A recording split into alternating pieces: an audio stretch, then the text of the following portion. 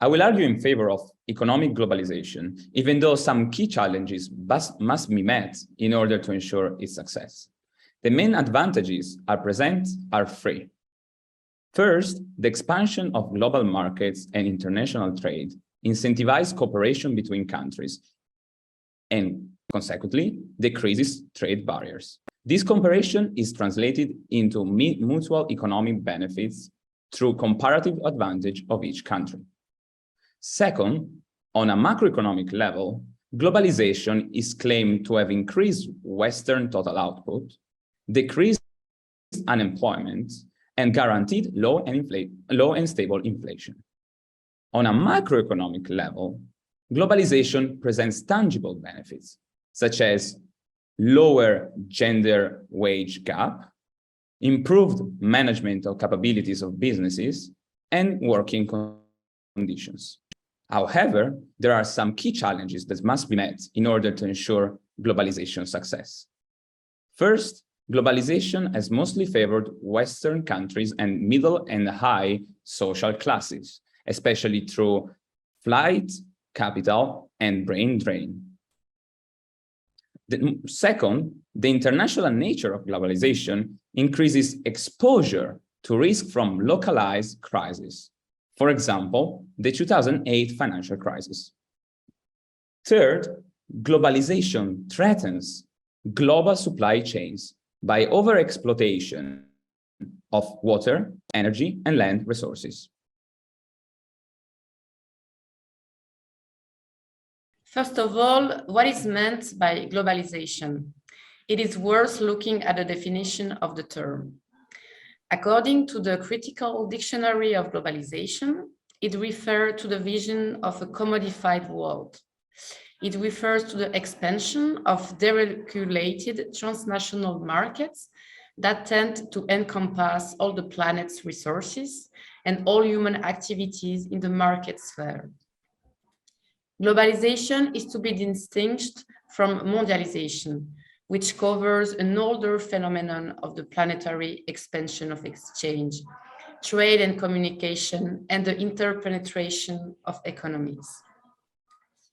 Globalization raised the question of the planetary stakes at the social, economic, and environmental levels. So what are the real consequences of globalization?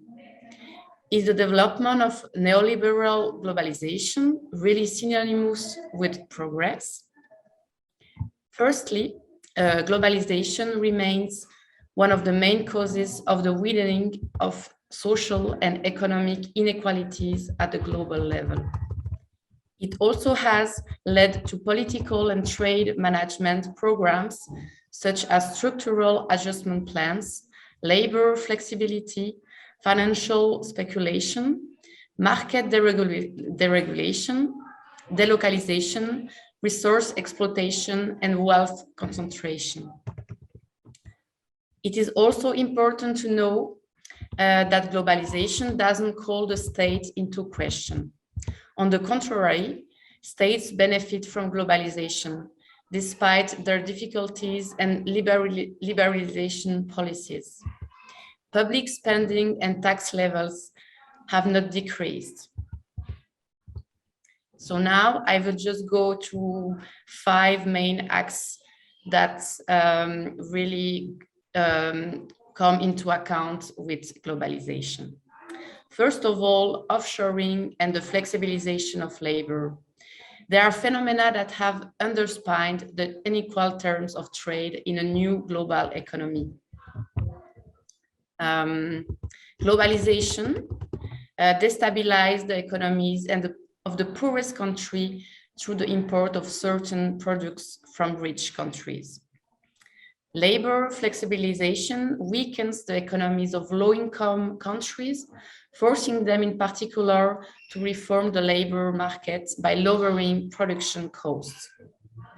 International competitiveness leads to the relocation of production activities to countries where labor costs are lower. Second axe is the proliferation of free trade agreements. Globalization has led to a proliferation of free trade agreements on a worldwide level. Free trade mainly serves the interest of large economic groups and doesn't in any way tend towards social welfare. It creates unfair competition by placing national production in the face of unbridled competition. Free trade is at the root of many social and ecological problems, which is why we need to rethink new ways of doing international trade in parallel with the relocation of all parts of our economies. The deregulation of financial markets. Globalization is also at the root of the widespread financiarization, said of capitalism. Increased global integration, particularly in the financial field, makes it more difficult for countries to manage economic activity by limiting their power to choose tax rates, tax system, or their freedom of action on the monetary or exchange rate fronts. Growing inequalities and a deeply unequal redistribution of wealth. Inequality has been increasing in almost every country in the world for the past 40 years. Since the 80s, the richest 1% have benefited twice as much from income growth as the poorest 400%. And for those in between, the middle classes, simply put, incomes have either stagnated or fallen. The top 1% of the world's income earners have captured 27% of the growth. This phenomenon can be explained in particular by the less and less progressive nature of taxation, but above all by the privatization of capital and the hyper-concentration of wealth. The rise of transnational corporations.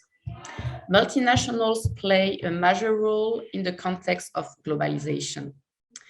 Globalization has strengthens and consolidates the power of large transnational corporations. It also allows these companies to lobby hard to avoid the accumulation of legislative constraints, whether environmental, fiscal, or social.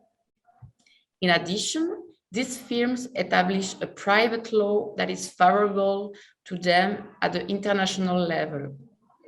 This applies to technical standards as well as to labor law and arbitration procedures.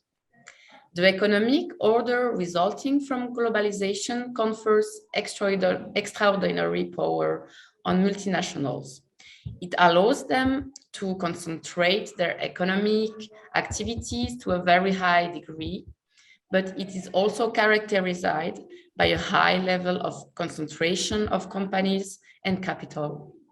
Just think of the textile or agri-food sector, which has brought up a large number of brands or has all over the place subsidiaries. Multinationals, by acquiring considerable profits, have enormous financing capacities. They can thus establish their power over other areas of society, such as research or education, and represent a threat to the general interests and our democracies. To conclude, globalization has always been thought as the means to achieve financial stability for all countries and to ensure a significant reduction in poverty. In fact, globalization benefits the richest and is still entirely based on neoliberalism and market fanaticisms. Moreover, it aggravates inequalities, reinforces the already wide gaps between rich and poor, favors large financial and industrial interests at the expense of citizens, abolishes cultural diversity, and degrades the environment. Globalization contributes to the entrenchment of poverty in less developed countries. It therefore does not directly lead to social progress and economic prosperity.